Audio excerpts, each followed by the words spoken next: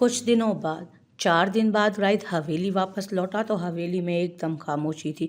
मुलाजिम खामोशी से अपने अपने कामों में लगे हुए थे।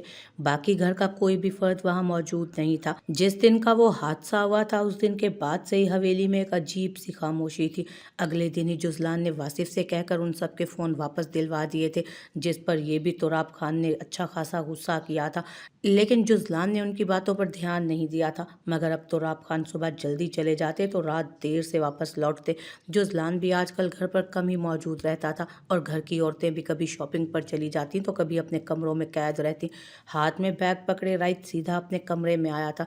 उसने दरवाज़ा खोला तो कमरा खाली था, मगर वॉशरूम से पानी गिरने की आवाज़ आ रही थी। बैग सोफे पर रखते खुद भी वो सोफे पर बैठता अपने जूते उतारने लगा। जूते उतार के वो सोफे की पोस्ट से टेक लगाए आंखें मूंद गया। वो वैसे ही बैठा हुआ था जब तकरीबन 10 मिनट बाद आयला गीले बालों में तौलिया लपेटती बाहर आई। अरे आप आ गए। सोफे पर आंखें बंद किए बैठे राइट को देखती वो खुशी से बोली तो उसकी आवाज़ पर राइट ने आंखें खोली। कैसी हो? राइट सोफे से उठता नजरें उसके दुपट्टे से बेनियाज सरापे पर जमाए उसके पास आते उसके माथे को अपने लबों से छू गया। हम ठीक हैं, मगर आप हमें काफ़ी थके थके लग रहे हैं। आयला उसकी हल्की दाढ़ी में उंगलियां चलाती मुस्कुरा कर पूछने लगी।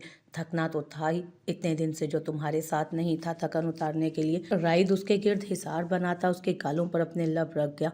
आप आते ही शुरू हो गए, गाल से सरकते। आयला अपना चेहरा उससे थोड़ा पीछे करते हुए बोली, यार तुम्हें मैं थका हुआ लग रहा था ना, अब अपनी थकन उतार रहा हूँ तो भी तुम्हें मसला हो रहा है।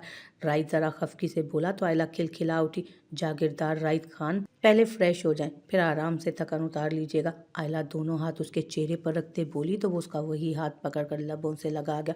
मैं एकदम फ्रेश हूँ, राइट जल्दी से कहता उसकी तरफ झुका जब आयला फुर्ती से उसके मुंह पर हाथ रख गई। अगर आप फ्रेश हैं तो फिर थके हुए कैसे हैं? आयला सोचने वाले अंदाज में बोली तो राइट ने उसे घूरा। जब अचानक एकदम से दरवाजा बजा जिसमें दोनों ही होश में आए। छोड़ूंगा नहीं, ये जो इतने गलत वक्त पर छोड़ूंगा नहीं मैं इसे, जो भी हुआ, जो इतने गलत वक्त पर आया। राइट गुस्से से जबड़े भींचे दरवाजे की जानी पड़ा। इतने में आयला बेड पर रखा अपना दुपट्टा उठाती खुद पर फैला गई।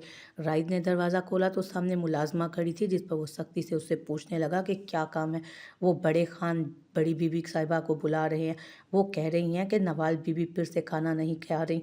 मुलाजमा उसको गुस्से से देखती डर के जल्दी से बोली तो राइद अच्छा कहता दरवाज़ा बंद कर गया। कौन था? आयला ड्रेसिंग के सामने खड़ी बालों में कंघा करते शीशे से राइद को देखकर पूछने लगी। मामा तुम्हें बुला रही हैं, कह रही हैं कि नवाल खाना नहीं खा रही। कुछ हुआ है क्या हवेली में? राइद उसके पीछे खड़ा होता उलझ कर पूछने लगा। नहीं कुछ नहीं हुआ, आयला ने मुस्कुराते इनकार किया। वो राइद को बताकर दोबारा हवेली में कोई हंगामा नहीं करवाना चाहती थी। जाना, बातें छुपा रही हो तुम मुझसे अब। राइद उसके पीछे हाथ बांधे खड़ा संजीदगी से बोला तो आयला कंघा ड्रेसिंग पर रखती उसकी जानिब पलटी।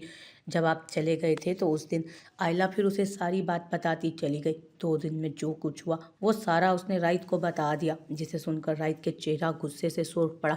माथे की रगें फूली, जबड़े भींचे, लंबे लंबे कदम उठाता वो बाहर निकल गया। राइद रुके, कहाँ जा रहे हैं? जल्दी से दुपट्टा सर पर डालती वो खुले बालों समेत उसके पीछे कमरे से निकली। इतने में राइद नवाल के कमरे में पहुंच चुका था। बाबा कहाँ हैं? राइद दरवाज़ा खोलकर सीधा नवाल के कमरे में दाखिल होता नूर बेगम को देखते जब्त से पूछने लगा, जिस पर वो घबरा कर उसकी जानिब मुतवज्जो हुई। राइद के सुर्ख चेहरे से पता चल रहा था कि वो कितना गुस्से में है। भाई आप कब आए? नवाल उसे देखते फौरन आंखों की नमी साफ करते उठ खड़ी हुई। वो नॉर्मल तो हो गई थी, मगर तुराब खान की बातें अब तक उसके दिमाग में गर्दिश कर रही थी, जिसकी वजह से वो कभी कभी बुरी तरह से दुखी हो जाती थी। मामा बाबा कहाँ हैं? नवाल की बात को नज़रअंदाज करते राइद ने मुठिया भींचे अपना सवाल दोहराया। पता नहीं बेटा, उनके आने जाने का कोई पता नहीं चलता। नूर बेगम उसके गुस्से को देखती एक नज़र दरवाजे में परेशान खड़ी आयला को देख परेशानी से बोली, आप लोग अपना ज़रूरी सामान पैक कर लें, हम अभी शहर जा रहे हैं। जब तक नवाल की शादी नहीं हो जाती हम शहर में ही घर में रहेंगे। राइद दो टोक अंदाज में कहता वापसी के लिए मुड़ा। उसने चंद ही मिनटों में ये फैसला करके सबको परेशान कर दिया था। इस तरह जल्दबाजी करना ठीक नहीं होगा। आयला ने समझाना चाहा, मैं कह चुका हूँ और अब अपनी बात को दोहराऊंगा नहीं। 15 मिनट में सब ज़रूरी सामान पैक कर ले। राइद अपनी बात पर जोर देता कमरे से निकला जब आयला भी उसके पीछे ही कमरे से निकली। और हाँ, एमल से भी पूछ लो, अगर वो हमारे साथ चल रही है तो उसे भी कहो सामान पैक कर ले। कमरे में दाखिल होते राइद अपने पीछे आती आयला से बोला, वो सब जा रहे थे तो एमल को वो कैसे अकेला छोड़ सकता था? मगर इस तरह से हवेली छोड़ के जाने की क्या ज़रूरत है? हम सुनाई नहीं दिया कि अभी कुछ देर पहले मैंने क्या कहा। राइट बेहद सख्ती से बोला तो वो उसके गुस्से को देखती जी कहती अमल को बताने चली गई। आयला ने आकर राइट के फैसले के बारे में अमल को बताया तो अमल खुश हो गई कि अब उसे जल्दी जुजलान से छुटकारा भी मिल जाएगा, वो उससे जल्दी बात कर लेगी। मगर ये सही वक्त नहीं था। वो पहले ही नवाल की वजह से परेशान था और वो अपनी वजह से उसे और परेशान नहीं करना चाहती थी। इसलिए उसने नवाल की शादी के बाद ही राइट से फैसला किया था बात करने का, जबकि वो अभी उन लोगों के साथ जा रही थी। ठीक आधे घंटे बाद राइड उन चारों को लिए शहर की जानिब रवाना हो गया। इस बीच रास्ते में किसी ने कोई बात नहीं की, क्योंकि उस वक्त वो जितने गुस्से में था वो किसी की सुन भी नहीं रहा था, बल्कि उल्टा सब पर गुस्सा कर रहा था। इस बीच वो जितना गुस्से में था वो किसी की सुन भी नहीं रहा था, उल्टा गुस्सा कर रहा था। इसलिए सब खामोशी से जा रहे थे उसके साथ। शाहिदा तो राब खान हवेली आए तो हवेली को खाली देखते मुलाजमा को पुकारा। जी खान साहब। मुलाजमा अदब से हाथ बांधे उसके सामने खड़ी हुई। नूर कहाँ है? संजीदगी से इस्तफसार किया गया। जी वो तो बड़े खान के साथ चली गई हैं। सिर्फ वही नहीं, सभी लोग गए हैं। मुलाजमा सर झुकाए बताने लगी। तो राइद वापस आ गया और यकीनन उसे सब पता भी चल गया होगा। तो राब खान ने खुद कलामी की। कहाँ गए हैं? कुछ बता के नहीं गए? कुछ बता कर नहीं गए? तो राब खान ने फिर से पूछा। नहीं जी, वो लोग बता के नहीं गए, बस ये कहकर गए हैं कि नवाल बीबी की शादी के बाद ही आएंगे। अब शाहिदा तो राब खान हवेली आए तो हवेली को खाली देखते मुलाजमा को पुकारा। जी खान साहब। मुलाजमा अदब से हाथ जोड़े उनके सामने आ खड़ी हुई। नूर कहाँ है? संजीदगी से इस्तफसार किया गया। जी वो तो बड़े खान के साथ चली गई। सिर्फ वही नहीं, सभी लोग गए हैं। मुलाजमा सर झुकाए बताने लगी। तो राइद वापस आ गया और यकीनन उसे सब पता भी चल गया होगा।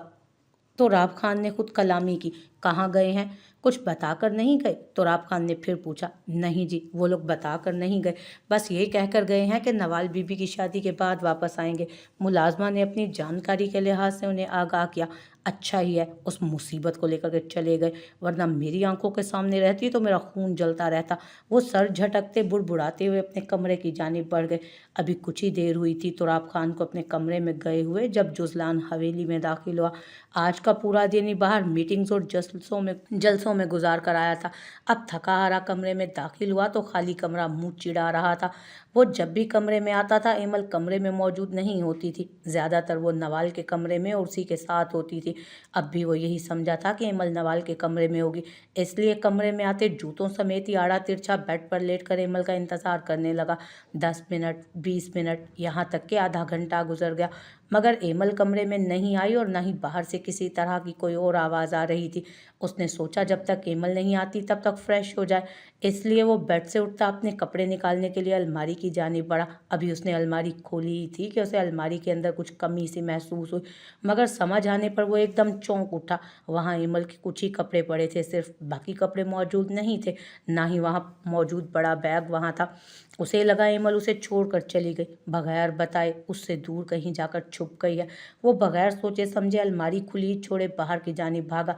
अपने दिल को एक तसल्ली देता कि कहीं नहीं गई होगी, नवाल के कमरे में ही होगी, इसलिए सबसे पहले ऊपर नवाल के कमरे में आया। मगर कमरा तो नवाल का भी खाली था। एक बार फिर सुन दिमाग के साथ वो आयला के कमरे की जानिब बढ़ा, मगर उनका कमरा भी लॉक था, जिस पर उसने ज़ोर ज़ोर से दस्तक दी, मगर कोई होता तो दरवाज़ा खुलता ना। मामा कहाँ हैं आप? वो नूर बेगम को आवाज़ें देता तेज़ी से सीढ़ियाँ उतरने लगा। जब किचन से मुलाजमा निकल कर आई। छोटे खान हवेली में कोई नहीं है। उसे नीचे आते देख मुलाजमा ने अदब से बताया। क्यों, कहाँ गए हैं सब? जुजलान ने बेचैनी से तफ्तीश की। वो बड़े खान आए थे और सबको अपने साथ ले गए, कहकर गए थे कि अब वो लोग नवाल बीबी की शादी के बाद ही हवेली वापस आएंगे। मुलाजमा के बताने पर उसने सुकून का सांस भरा कि शुक्र है जैसा वो सोच रहा था वैसा कुछ नहीं। अच्छा ठीक है, तुम जाओ।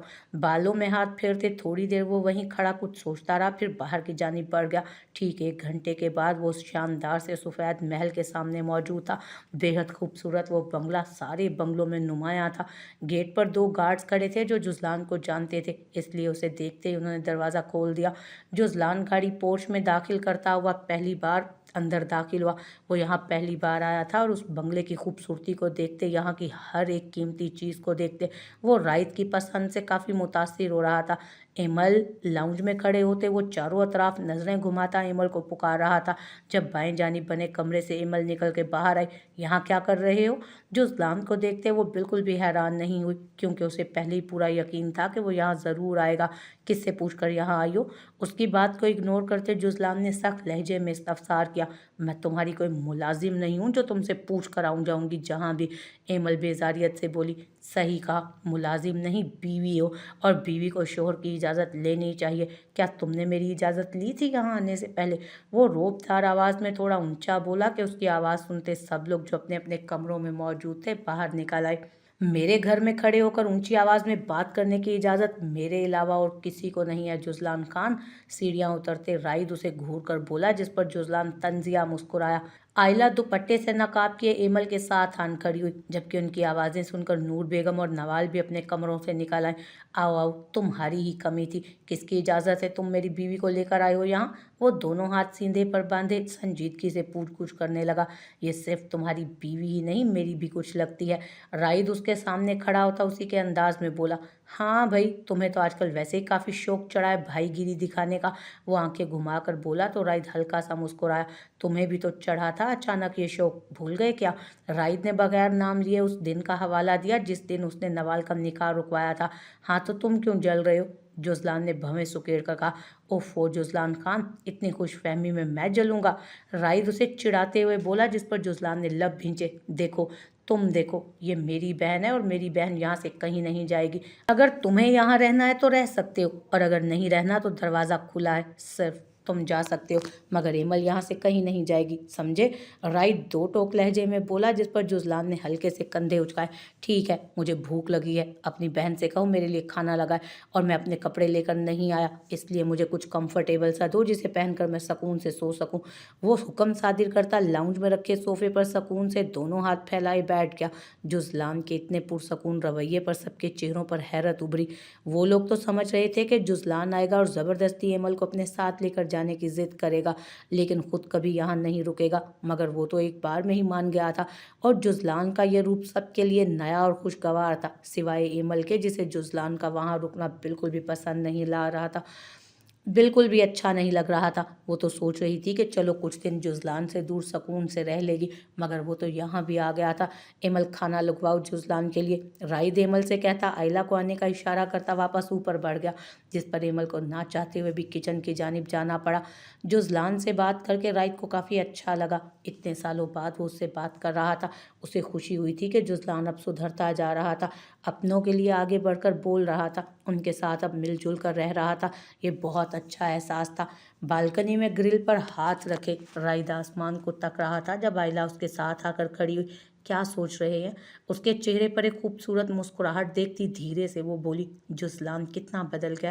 पहले वो बिल्कुल बाबा की तरह होता था, मगर आज जिस तरह उसने मुझसे बात की, जिस तरह वो उस दिन नवाल के लिए खड़ा हुआ, जिस तरह वो एमल को इम्पोर्टेंस देने लगा है, मुझे यकीन नहीं आ रहा कि ये वही जुज़लान है जिसे किसी से सरोकार ही नहीं होता था, जिसे हर जगह सिर्फ अपना मतलब दिखता था, और अब वो खुद के अलावा भी किसी का सोच रहा है, और ये वाकई बड़ी खुशी की बात है मेरे लिए।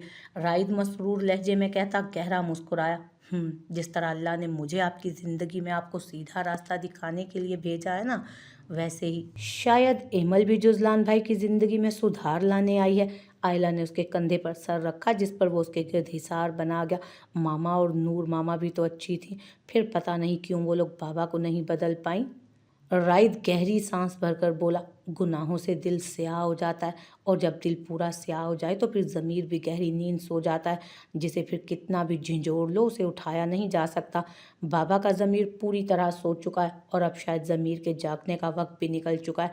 आयला नरमी से समझाते हुए बोली, आज अगर मेरी मामा और बहन होती तो उनके साथ यही सलूक हो रहा होता जो मामा और नवाल के साथ हो रहा है। मुझे बहुत दुख होता है जब मैं नवाल की आंखों में आंसू देखता हूँ। उसके चेहरे की उदासी मुझे बेचैन कर देती है। ऐसा लगता है मैं अपनी मामा से किया वादा निभा नहीं पा रहा, उसे खुशी नहीं दे पा रहा, और जब जब वो खुश होती है वो शख्स कुछ ना कुछ ऐसा कर देता है कि वो फिर से मुरझा जाती है।